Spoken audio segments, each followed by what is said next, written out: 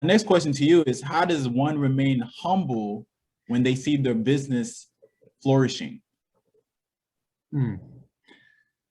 Yeah, man. Well, I think that, you hear a lot of stories of like these overnight success Mm-hmm. people, right? Or like businesses, and you're like, man, like that was easy.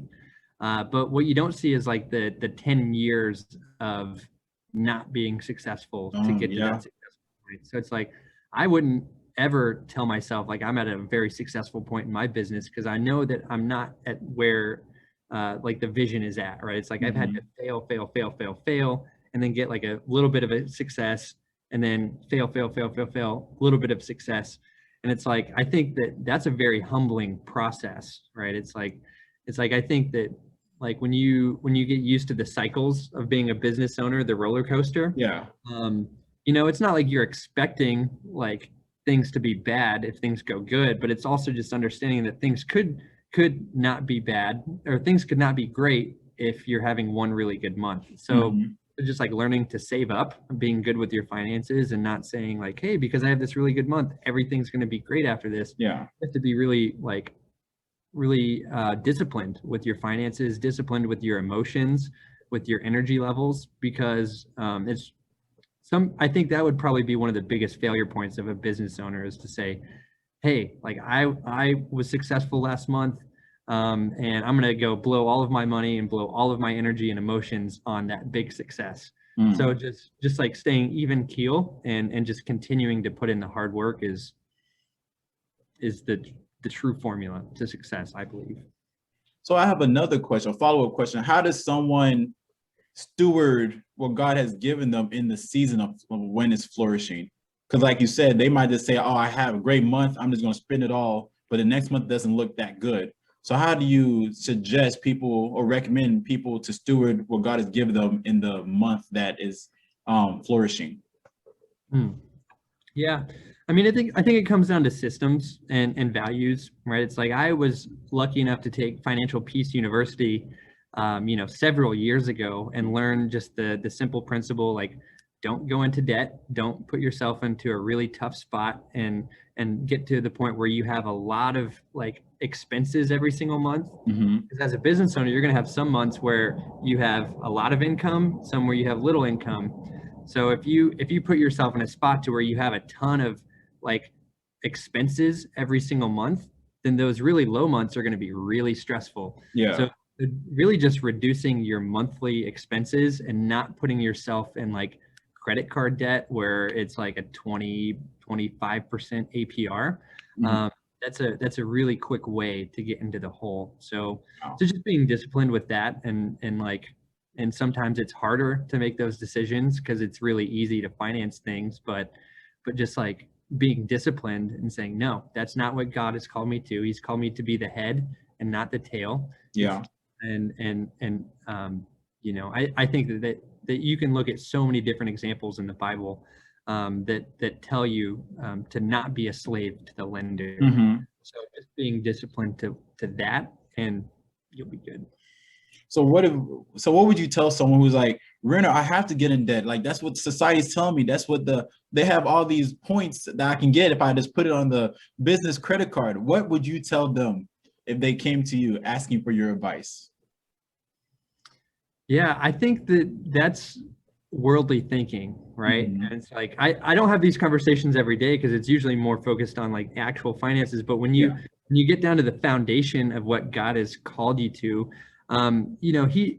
he tells you not to worry about the day-to-day things, right? Like if he Yeah. can take care of the birds who are essentially valueless, he's going to take care of you, who is his child. Like That's he's so good. going to take care of you. So if you're like, hey, like I have to go into debt to take care of these things, it's you saying, God, I don't trust that you are going to take care of me. Wow. Wow.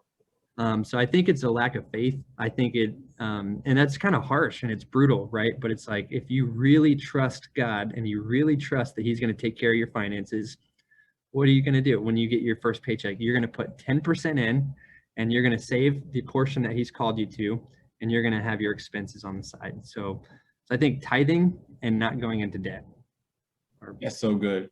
Because are the I'm a big believer. Go ahead. Yeah, it's an act of faith is what Yeah. yeah. Because I'm a big believer in tithing, but for some reason tithing has gotten lost in this church generation.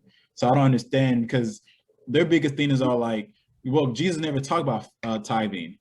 Well, he talked about it in Matthew 23, but also you don't have to keep talking about something when they already know that's something they should do. You know what I mean? So the reason why he never talked about it with his disciples or people following him, because they already tithe. So I never believed that baloney saying that you don't have to tithe anymore. Mm-hmm. Let me say, you don't have to tithe. You can go to heaven, believe Jesus Christ, you go to heaven. But we need to get to that point that we're not just living on the basement level of Christianity. Mm-hmm. When God has provided us the penthouse of Christianity, you know what I mean? Mm-hmm. So I am a full believer of tithing. Give God your first fruits, like, because the book of Proverbs says, honor the Lord with all your wealth. That's what the book of Proverbs says. So that's what I believe, and I'm glad that's what you believe also. Yeah. So Yeah, and just a quick story from that too, and I used to share this in my life group because it definitely impacted the way that I viewed finances. So I didn't grow up in a Christian home. I didn't grow up in a home where tithing was a normal part of the process. mhm. So by the time I started to learn about it, it was a foreign concept, and I thought it was insane. I was like, why would you give away 10% of your income when you have to live on that 10%? But what I had, like, God was like really speaking to me, especially when I first started the business, and I started, like, getting to the point where I was tithing, and I was like, okay, this is really great, but I didn't really see anything come out of it, and that's Yeah. not the purpose of it, right? It's not to be like, hey, I'm going to give you 10% so you can give me 10 times that. It's Yeah. just saying, God, I trust you with my finances.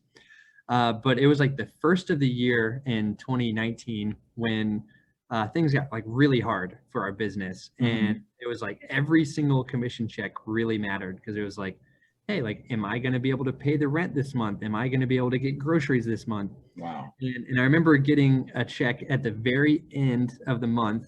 And if I were to tithe, then that would have been just enough to take me out of the ability to pay rent.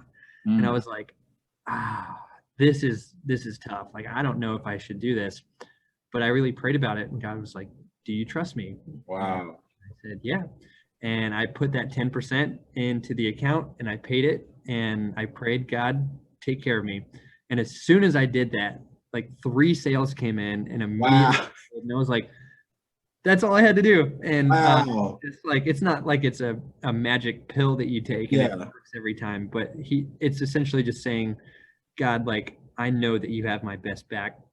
You have my best at mind, and you're going to take care of me. And he does every time. That is so good. And also, I believe that when you tithe, to go back to the original question, I believe it keeps you humble. Because when you're being humble means that, God, I can't do it without you. So here's my 10%, because I didn't even bring the 100% here. It all belongs to you. But here I am giving you or bringing my 10% to you. So I believe that tithing can play a huge part of people staying humble in their business. Ephesians chapter 4, verse 2 says, be completely humble and gentle, and be patient, bearing with one another in love. So yeah, you just have to be humble, because the Bible says pride comes before the fall. So if you start thinking that, oh, my business is this, my business is that, it's just, honestly, we can see what happened on 2020. A business is one pandemic away. Like, it's one pandemic away of saying, like, well, this is what we had, and now we don't have anything else. So always being humble, always being hungry, always be in humility I believe, will be better off than being prideful and boastful and arrogant. Mm-hmm.